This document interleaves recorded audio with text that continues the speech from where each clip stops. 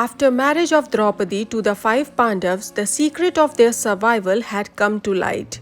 On one hand, Hastinapur was celebrating the survival of the Pandavas, and on the other hand, Bhishma, Drona, and Vidur were facing a new challenge.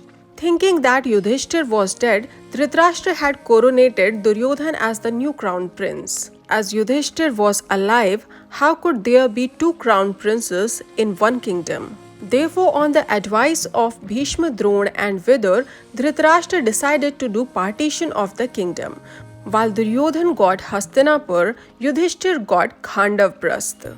Pandavas, with their own will and with the help of Lord Krishna, turned the barren Indraprastha into the beautiful Indraprastha kingdom. The Pandavas started living happily with Draupadi in their kingdom.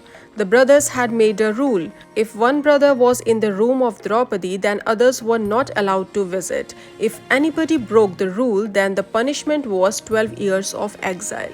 One day some Brahmins came to seek Arjun's help. Their ashram was attacked by some bandits. Arjun needed his weapons to help the Brahmins, but the weapons were in the room of Draupadi. Arjun could not go inside her room because Yudhishthir was already present there. But to help the Brahmins, Arjun broke the rule and took the weapons from there.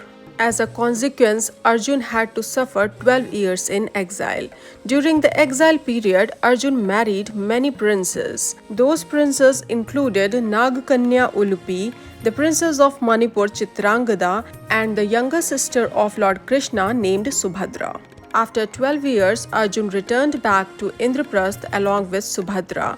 On the advice of Sri Krishna, Pandavas decided to do the Rajasuya Yagya. But there was one big hurdle in the Rajasuya Yagya, and that was the king of Magad named Jarasandha. At that point of time, Magad was a very powerful kingdom, and it was difficult to defeat it in war. Therefore, Lord Krishna made a plan to defeat Jarasandha. He, along with Arjun and Bhim, went to Magad pretending as Brahmins.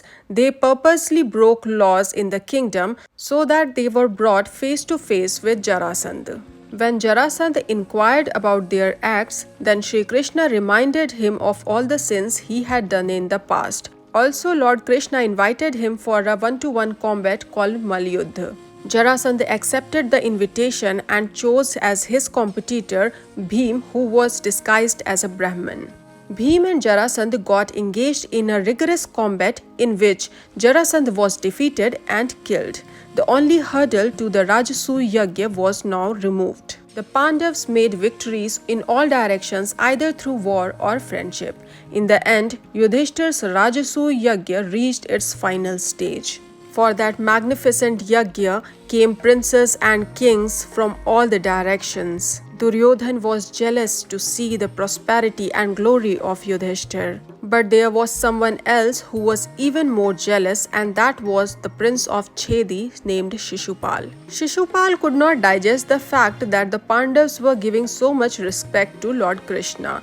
He started insulting Lord Krishna in front of all those people. Lord Krishna had given his word to Shishupal's mother that he would forgive his first 100 mistakes. When Shishupal exceeded his limits, then Lord Krishna ended his life with his Sudarshan Chakra. On Shishupal's death, no one spoke a word.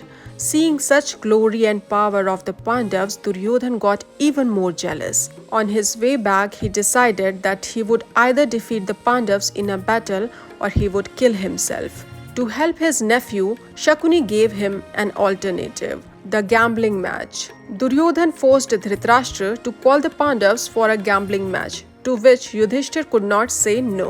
During the match, Duryodhana insisted that Shakuni would play on his behalf. Yudhishthir did not like it but decided to play. The game started as per Duryodhana's wish.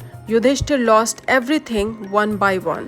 When he had lost his kingdom, he decided to play the bet on his brothers. When he lost his brothers, then he decided to put himself on stake so that he could recover them all. But he lost himself as well, and when he had nothing more to play, he had given up.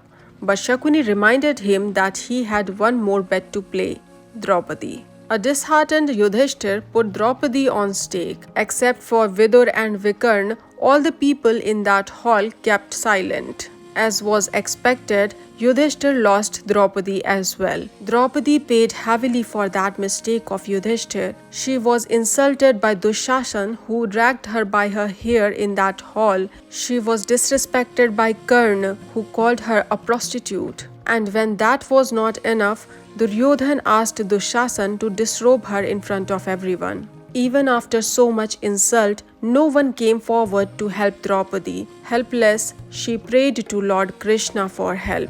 And then the miracle that no one expected happened in that hall. Draupadi's robe had become mystical.